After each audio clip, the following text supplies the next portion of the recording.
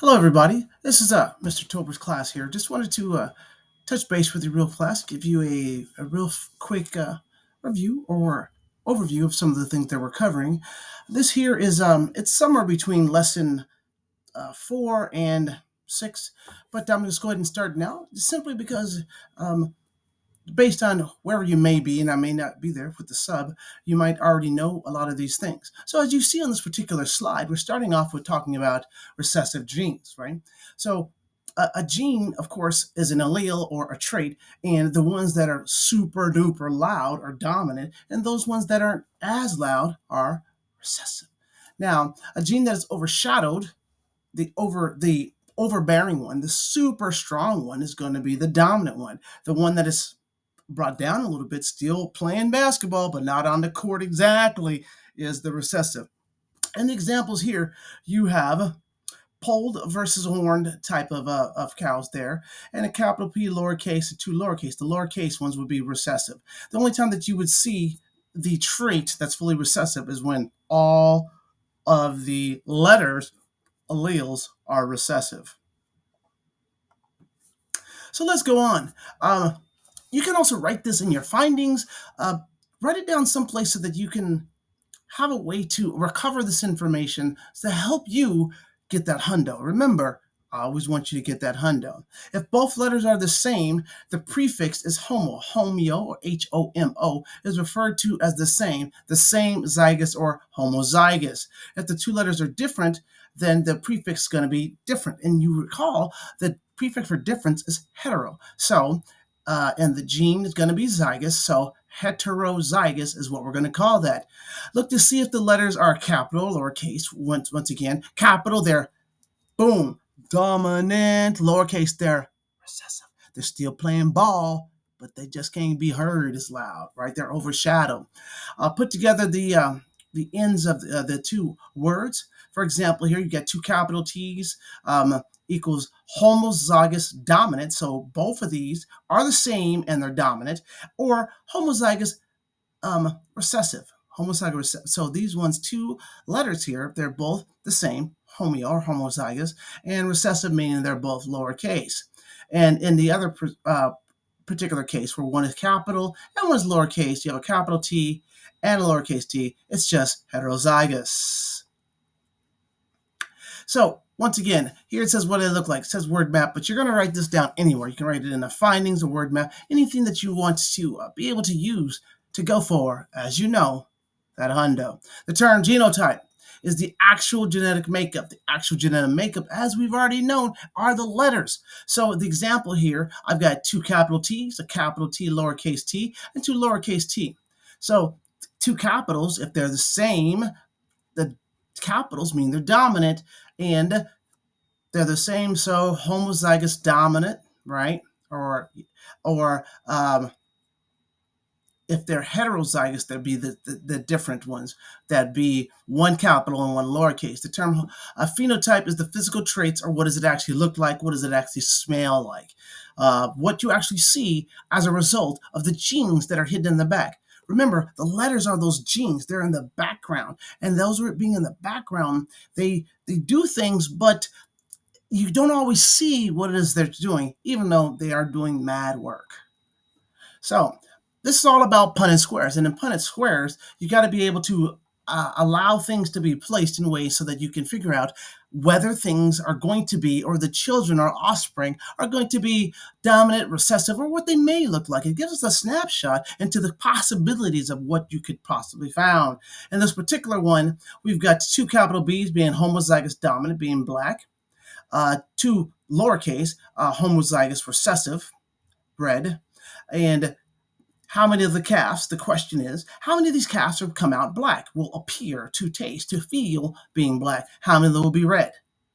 What is the genotypic ratio and what is the phenotype? So the genotypic ratio is how many of the letters do you actually have versus what does it actually look like in the real world? Let's go ahead and get into it. Here you go. You've got this Punnett square. You've got at the top here, you've got a capital B, lowercase b, being combined with two lowercase. So it is both the same, homozygous recessive. So if we go around here, it looks like half of these letters, as we look around here, are going to be fully recessive, red, and half will be not red.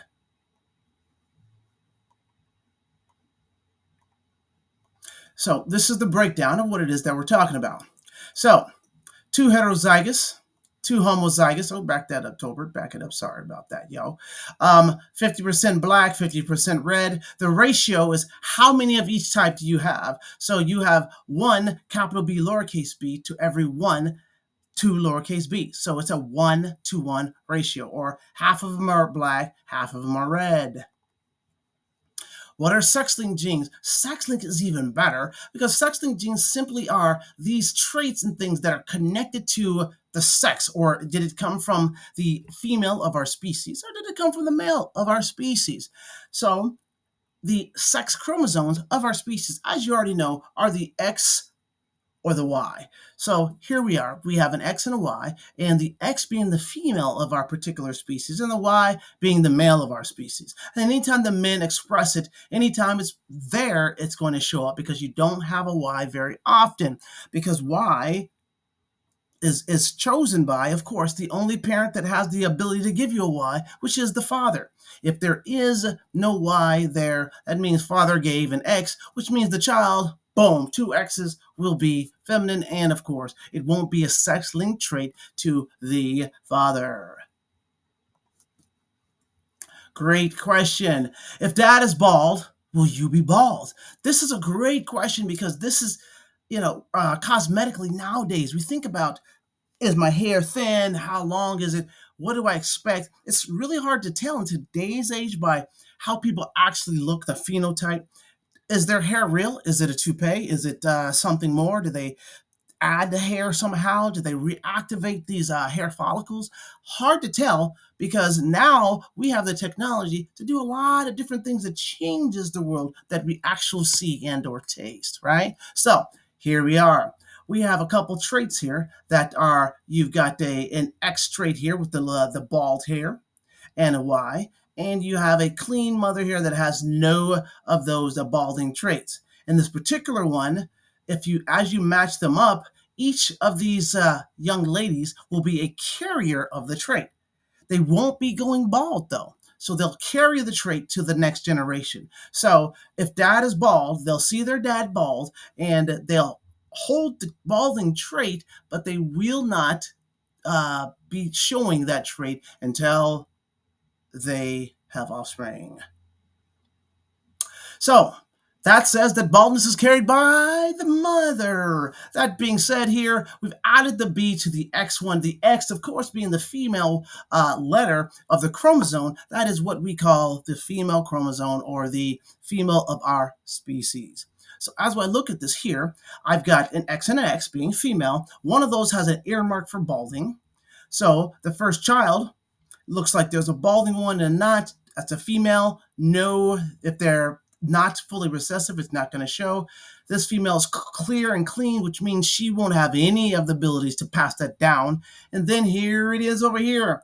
Finally, you've got an X and a Y. An X and a Y means that the Y came from dad. The Y means the boy, but because it has the B, it will be showing, which means this son will be going bald, because it's linked to the trait came from this mother, her.